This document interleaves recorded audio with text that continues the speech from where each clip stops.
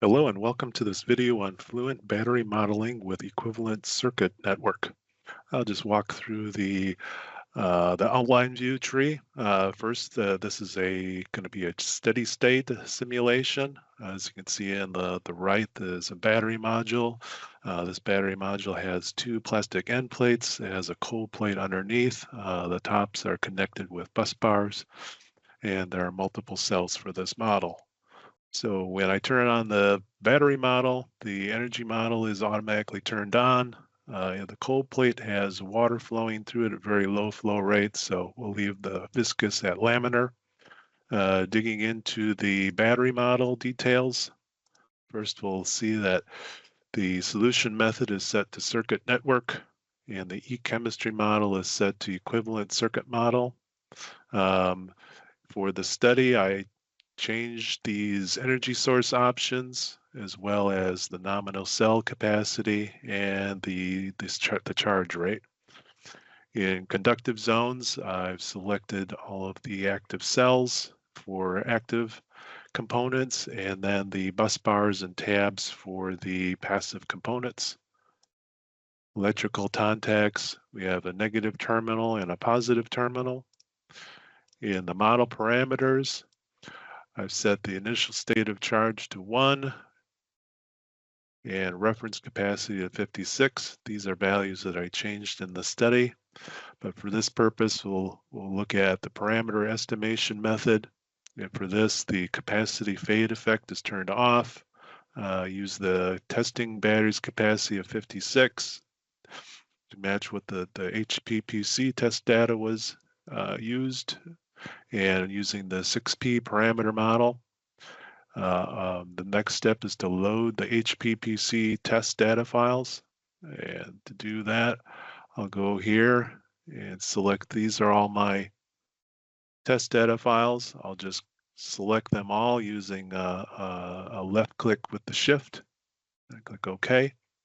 And then from there, we'll do the fit parameters. So that generates the parameter fitting, and that generates these different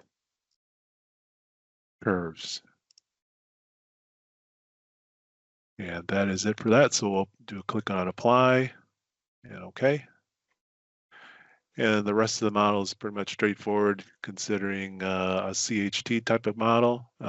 So using water liquid for the coolant.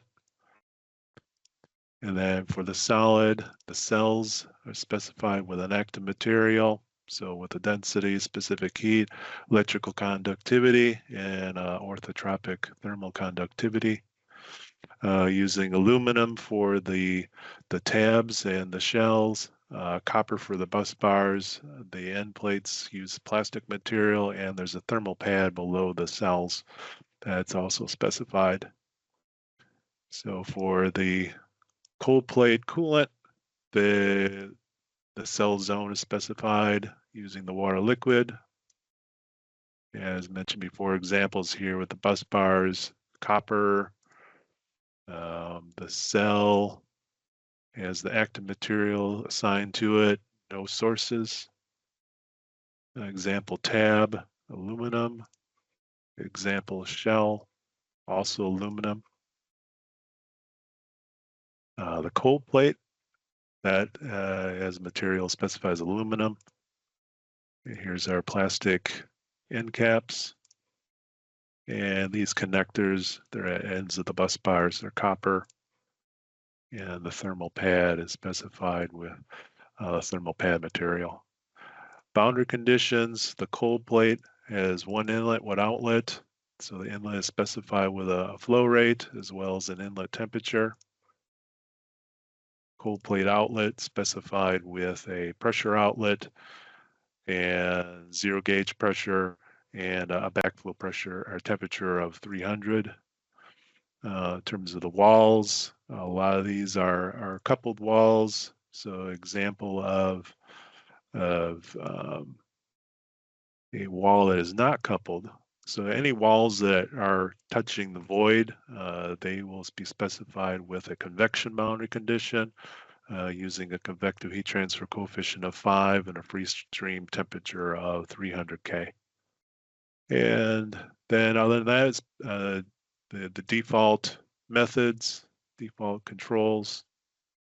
Initially, there's a simulation done just with the flow to stabilize and predict a cold, what we call a cold flow only simulation. Then that model is saved and then frozen, and then turn the flow off, and then run the simulation with just the energy and the user scalar turned on. Typical reports, things like volume average temperature of the cells, the maximum temperature of everything. So we'll initialize in this example. So things we look at elsewise then would be the contours of the temperature. Other items we can look at are variables within the battery variables group, things like the potential field, current magnitude, on down the list all the way down to the total heat source. So that's a example of a setup for the equivalent circuit model. Thank you for viewing. Bye-bye.